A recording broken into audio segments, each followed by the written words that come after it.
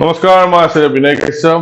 আমাৰ টপিক চলি আছে যে মংগল দেৱতা যেতিয়া গোচৰ কৰে কোনটো ভাৱত কেনে প্ৰভাৱ জাতক বা জাতিকাক মংগল দেৱতাই দিব তাৰ ওপৰত আমি আলোচনা কৰি আছো। তো আজি আমি আলোচনা কৰিম যে মংগল দেৱতা যদি 4th হাউসত গোচৰ কৰে, ঠিক আছে, তেনেহলে লগ্নৰ পৰা যদি 4th হাউসত গোচৰ কৰে তেনেহলে কেনেকুৱা ধৰণৰ ফল জাতক বা জাতিকাই পাব সেইটোৰ ওপৰত আজি আমি আলোচনা কৰিম। আজি টপিকটো হ'ব Mars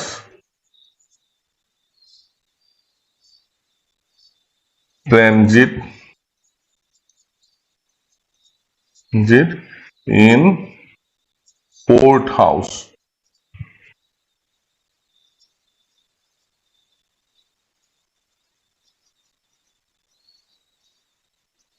In 4th house.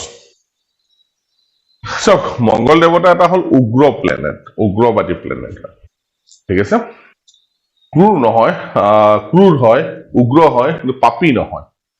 কিছুমানে মংগল দেৱতাক পাপী গ্ৰহৰ খাতিৰতো আনি দিয়ে, কিন্তু উগ্ৰ হয়। চাওক, মংগল দেৱতা এটা ৰাশিত প্ৰায় 45 দিন থাকে, আৰু এই 45 দিন যিহেতু এটা দীঘলীয়া পিৰিয়ড হয়, এই দীঘলীয়া পিৰিয়ডত কেনেকুৱা কেনেকুৱা ফল মংগলৰ পৰা আমি আশা কৰিব পাৰো সেই ট্ৰানজিটৰ সময়ত, সেইটোৰ ওপৰত আমি জানা দৰকাৰ। চাওক কি হয়, প্ৰথমতে আমি জানিব লাগিব যে মংগল দেৱতা জন্ম লগ্নৰ কাৰণে শুভ ফলদায়ী প্লেনেট নে অশুভ ফলদায়ী প্লেনেট। যদি মংগল দেৱতা 1, 5, 9, 4, 10 এনেকুৱা ভাৱৰ অধিপতি হয়, তেনেহলে মংগল দেৱতা নৈসৰ্গিকভাৱে কুণ্ডলীখনৰ কাৰণে আপলিফ্টৰ কাম কৰিব। আৰু যদি শুভ ভাৱত উচ্চ হয়, এক্সল্টেড শুভ ভাৱত যদি উচ্চ হয়, তেনেহলে মংগল দেৱতা কুণ্ডলীখনৰ কাৰণে বৃদ্ধিৰ কাম কৰিব। আৰু যদি শুভ গ্ৰহৰ লগত শুভ জাগাত যদি জুতি বান্ধে,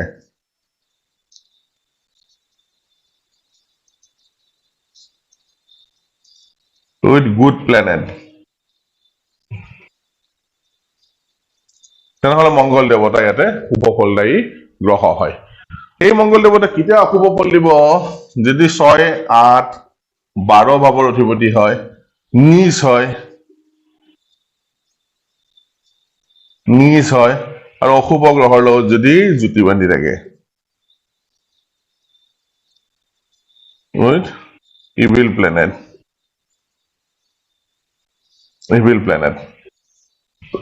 মংগল দেৱতা অশুভ ফলদায়ী গ্ৰহ হয়, ঠিক আছে। চাওক, মংগল দেৱতা এটা ৰাশিত কিমান দিন থাকে?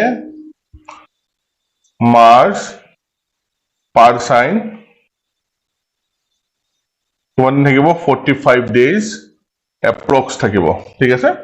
এপ্ৰক্সিমেটলি 45 days মংগল দেৱতা এটা ৰাশিত থাকে। আৰু সদায় মনত ৰাখিব কিছুমান সৰু সৰু বস্তু আমি জানা দৰকাৰ, যে লগ্ন সদায় প্ৰথম ভাৱ হ'ব। লগ্ন ইজ ইকুৱেল টু ফাৰ্ষ্ট হাউস, সেইটো মনত ৰাখিব। আৰু ইয়াতে থাকিল কি যে 3rd হাউস আৰু 11th হাউস যেটো এনহেন্স কৰে, ইয়াতে মংগলৰ ওপৰত নিৰ্ভৰ কৰিব মংগল কিমান শুভ ফলদায়ী কিমান অশুভ ফলদায়ী। একৰ্ডিং টু দ্যাট কি হ'ব, মংগল দেৱতাৰ কাৰকত্ববোৰ লাগাতকৈ বেছি বৃদ্ধি কৰিব। ভাল হলে ভাল বৃদ্ধি কৰিব, বেয়া হলে বেয়া বৃদ্ধি কৰিব। 3rd আৰু 11th হাউসত কি হয়, যিকোনো বস্তু এনহেন্স হয়, ঠিক আছে। এই মংগল দেৱতা যেতিয়া জন্মকুণ্ডলীৰ পৰা 4th হাউসত ভ্ৰমণ কৰিব, 4th হাউস কেন্দ্ৰ স্থান, ঠিক আছে। এই কুণ্ডলীখনৰ মাধ্যমে আমি বুজিম। আমি মেষ লগ্নৰ উদাহৰণ লৈ আছো। লগ্ন যিকোনো হ'ব পাৰে, মেষ লগ্নৰ পৰা মংগল যদি 4th হাউসত থাকে কি ধৰণৰ পৰিণাম জাতক বা জাতিকাই পাব।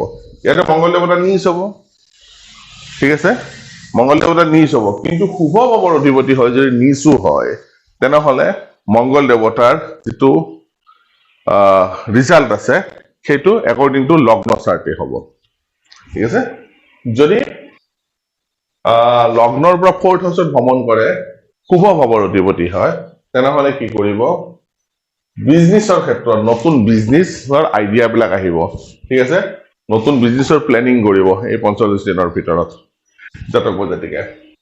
সিনিয়ৰ ৰিমেইন প্লিজ, যিবিলাক তেওঁতকে ডাঙৰ ঠিক আছে তেওঁলোক সদায় শান্তিত থাকিব জাতক বা জাতিকাৰ পৰা অফিচতে হওক বা ঘৰতে হওক আৰু লগতে উৎসাহ আৰু উৎসাহ বৃদ্ধি হ'ব কাৰেজ বৃদ্ধি হ'ব ঠিক আছে আৰু যিকোনো প্ৰজেক্ট যদি হাতত লয় বৰ সোনকালে তেওঁ সেই প্ৰজেক্ট কমপ্লিট কৰা দেখা পোৱা যায় যদি লগ্নৰ পৰা 4th হাউচত মংগল দেৱতা ভ্ৰমণ কৰে শুভ ভাৱৰ অধিপতি হয় ঠিক আছে আৰু যদি কিবা প্ৰপাৰ্টি ৰিলেটেড যদি কিবা কেছ আদি চলি থাকে তেনেহ'লে সেই কেছটো তেওঁৰ ফেভাৰত যায় তাত শৰ্ত কি হ'ব মংগল দেৱতা শুভ ভাৱৰ অধিপতি যদি হয় 1 5 9 4 10 ভাৱৰ অধিপতি হয় উচ্চ ভাল শুভ জাগাত যদি উচ্চ হয় আৰু শুভ গ্ৰহৰ লগত যদি শুভ ভাৱত জুতি বান্ধি থাকে মংগল দেৱতা শুভ ফলদায়ী হ'ব আৰু সেই মংগল দেৱতা যদি 6 8 12 অধিপতি হয় ডেবিলিটেড হয় নিচ হয় বা অশুভ গ্ৰহৰ লগত জুতি বান্ধি থাকে মংগল দেৱতাই কেনেকুৱা ধৰণৰ ফল দিয়া দেখা পোৱা যায় টাইফয়েড জাতীয় বেমাৰ হোৱা সম্ভাৱনা থাকে এই 45 দিনৰ ভিতৰত প্ৰপাৰ্টি মেটাৰ যদি থাকে প্ৰপাৰ্টি ৰিলেটেড ইছ্যু কিছুমান আহিব পাৰে যিটো কাৰণে তেওঁ কোৰ্টত যাবলগীয়া হ'ব পাৰে কোৰ্ট কাছাৰী যাবলগীয়া হ'ব পাৰে প্ৰপাৰ্টি ৰিলেটেড কেছৰ কাৰণে আৰু সেই মংগল দেৱতাৰ যদি 3 নম্বৰ ইলেকশ্যন হাউচত যদি থাকে তেনেহ'লে কি কৰিব যদি শুভ ফলদায়ী গ্ৰহ হয় তেনেহ'লে অত্যন্ত শুভ ফল জাতক বা জাতিকাৰ কাৰণে পোৱা দেখা পোৱা যায় আৰু যদি অশুভ ফলদায়ী যদি গ্ৰহ হয় তেনেহ'লে অশুভ ফল লাগাতকৈ বেছি বৃদ্ধি কৰি দিব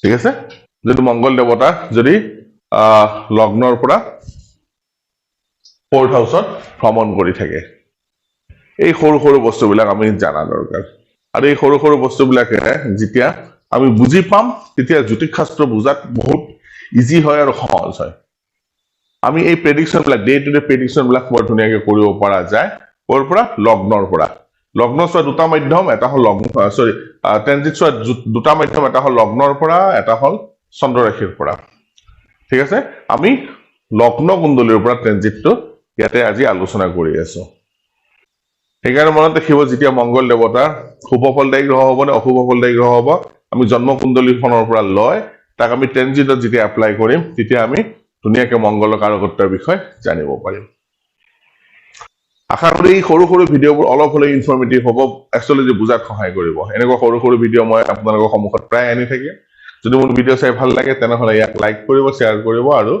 যদি সম্ভৱ হয় ছাবস্ক্ৰাইব কৰি দিব ধন্যবাদ